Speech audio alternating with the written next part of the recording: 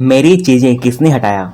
जीवन में आने वाले परिवर्तन का सामना करना सिखाती एक बेहतरीन कहानी। दुनिया में लगातार परिवर्तन होता रहता है क्योंकि परिवर्तन ही प्रकृति का नियम है। जो लोग इस नियम को मानते हैं वह दुनिया में हो रहे बदलाव का सीना तान कर सामना करते हैं और खुद को भी इसी नियम के अनुसार बदल देते हैं। आइए इसी के बारे में मैं आपको एक मॉरल के साथ छोटी सी कहानी बताता हूँ।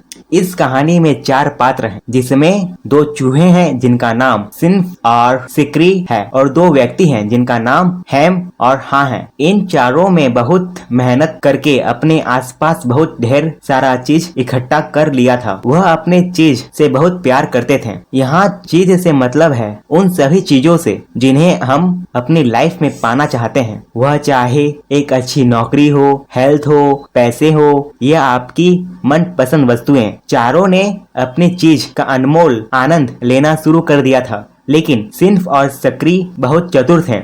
वह चीज का आनंद लेने के साथ साथ प्रत्येक दिन अपने पास मौजूद चीजों का एनालिसिस करते रहते थे और पता लगाते रहते थे कि अब चीज की क्वालिटी क्या है और उनके पास अब कितना चीज रह गया है। जबकि हैम और हाँ अपने चीज का आनंद लेते रहते थे। उन्होंने कभी यह ध्यान ही नहीं दिया कि उनका चीज कब कम हो रहा है। एक दिन जब स्निफ और सक्री ने देखा कि उसका सभी चीज खत्म हो चुका है तो वह परेशान नहीं हुआ बल्कि बिना समय बर्बाद किए तुरंत नए चीज की खोज में बहुत तेजी से चल दिए। इधर हेम और हाँ को जब पता लगा कि उनका चीज अब खत्म हो गया है तो वह बहुत परेशान हुए और बार बार अपने चीज को खोजने लगे। दूसरों को दोष देने लगे और कहने लगे कि हमारा चीज कहाँ गया, किसने ले लिया।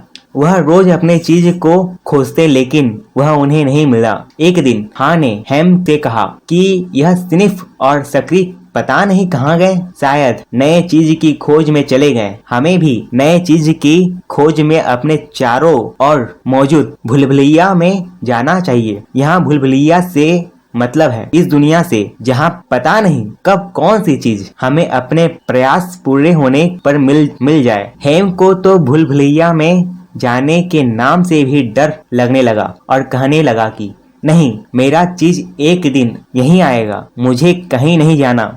लेकिन हाँ खुद पर हंसने लगा और कहने लगा कि हम इतने दिनों से प्रयास कर रहे हैं, अब कोई चीज यहाँ नहीं आने वाला, अब तो हमें खुद उसे खोजने भूलभुलैया में जाना ही होगा। हाँ ने हेम से साथ चलने को बहुत कहा लेकिन वह नहीं माना। फिर हाँ खुद तैयार होकर चीज की खोज में भूलभुलैया में चला गया। भूलभुलैया में हाँ को बहुत डर लग रहा था लेकिन डरने के और आगे बढ़ते के अलावा उसके पास और कोई रास्ता भी तो नहीं था। वह बहुत कमजोर हो गया। बहुत बड़े चीज की खोज में उसे रास्ते में चीज के छोटे छोटे टुकड़े मिल जाते थे जिन्हें खाकर वह गुजारा करता था। डर के साथ वह आगे बढ़े चला जा रहा था। रास्ते में उसे लगा कि चीज का बहुत बड़ा ढेर आने वाला है, लेकिन जब पास जाकर देखा तो वह 2-4 छोटे छोटे टुकड़े पड़े हुए थे। शायद कोई पहले आकर उस चीज के ढेर को ले गया था। हाँ ने सोचा क्यों ना कोई नया रास्ता चुना जाए क्योंकि इस रास्ते में सफलता नहीं मिल रही। वह भूलभुलैया में नए रास्ते में चलने लगा। एक नए रास्ते में चलते ही उसे बहुत अच्छा महसूस होने लगा। उसने महसूस किया कि उसका डर भाग गया है। जब हम कोई नया रास्ता चुनते हैं और हमारा रास्ता सही हो तो हमारा डर दूर हो जाता है। हाँ अब बहुत अच्छा महसूस करने लगा था। उसे अपने दोस्त हेम की याद लगातार बनी हुई थी। वह चीज की खोज में आगे बढ़ता जा रहा था और हेम यदि वहाँ से चले और उस तक पहुँचना चाहे तो इसके लिए हाँ ने रास्ते के बीच बीच में दीवारों पर मार्क कर दिया था ताकि हेम को उस तक पहुंचने में कोई परेशानी ना हो। अब हाँ ने कल्पना करना शुरू कर दिया। वह भूलभुलैया में रास्ते पर चला जा रहा था और बहुत बड़े चीज के ढेर की कल्पना कर रहा था। इस तरह कल्पना करने से उसे आगे बढ़ने की ऊर्जा मिलती जा रही थी। अचानक ही उसकी नजर में एक बहुत बड़ी जगह पर पड़ी जहां पहाड़ जैसा कुछ उसे नजर आया। वह बहुत तेजी से दौड़ता हुआ आगे बढ़ा। उसकी रफ्तार कई गुना बढ़ चुकी थी। जैसे ही वह उस पहाड़ के पास पहुंचा तो उसकी आंखें खुली की खुली रह गई।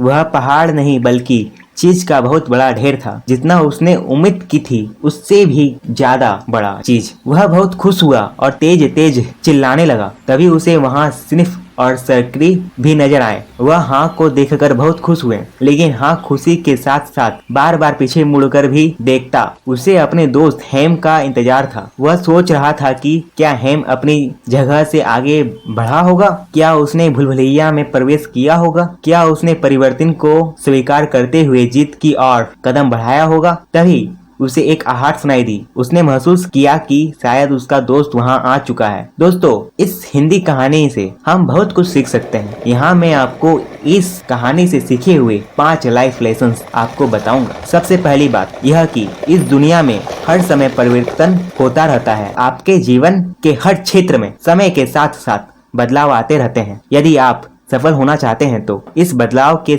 लिए हमेशा तैयार रहें। स्निफ और सक्री बहुत समझदार थे। वह अपनी चीज का आनंद भी ले रहे थे, लेकिन सतर्क भी थे और हर रोज अपनी चीज का एनालिसिस करते थे और पता करते थे कि कितना चीज कम हो रहा है। आपको भी इन दोनों की तरह बनना चाहिए। आपको भी अपने पास मौजूद खुशी देने वाली चीजों जैसी नौकरी, पैसा, हर मनपसंद चीज कि समय समय पर एनालिसिस करते रहना चाहिए। जब हम अपने चीज की एनालिसिस करते हैं तो हमें अंदाजा लग जाता है कि किस चीज में कब और कितना परिवर्तन हो सकता है और हम उसके लिए तैयार रह सकते हैं। और जब परिवर्तन हो तो नई चीज तुरंत खोज सकते हैं। यदि हम ऐसा नहीं करते हो, वही हालत होती है जो हेम और हाक की हुई थी। यदि आप अपनी चीज का एनालिसिस नहीं करते और यदि अचानक बदलाव आता है तो जितना जल्दी हो सके उस परिवर्तन को एक्सेप्ट करे लो और बहुत बुरे हालात होने से पहले ही नए चीज की खोज में लग जाओ। जिस प्रकार हाँ लग गया था हेम की तरह रहोगे तो हालात बुरे होते चले जाएंगे। जितना जल्दी आप पुराना चीज छोड़ोगे उतना ही जल्दी आप नया चीज खोज लेंगे। जब आपका चीज आपके पास होता है तो आप बहुत खुश होते हैं, लेकिन परिवर्तन प्रकृति का नियम है। हो सकता है आपका चीज बेकार हो, खत्म हो जाए, तो आप ही बदलाव को हमेशा तैयार रहो। यदि आप परिवर्तन के साथ खुद को नहीं बदलते तो आप खुद को नष्ट कर लेंगे। दोस्तों, यह best inspiration story in Hindi on how to deal with changes in life and work आपको कैसी लगी? यदि यह हिंदी स्टोरी आपको अच्छी लगी हो तो आप इस हिंदी कहानी को शेयर कर सकते हैं। इसके अतिरिक्त आप अपना कमेंट दे सकते हैं और इस वीडियो को लाइक करें, शेयर करें और इस चैनल को सब्सक्राइब करें, क्योंकि आपको यहाँ पर इसी प्रकार की मोटिवेटिंग स्टोरी मिलती रहेगी। जय हिंद।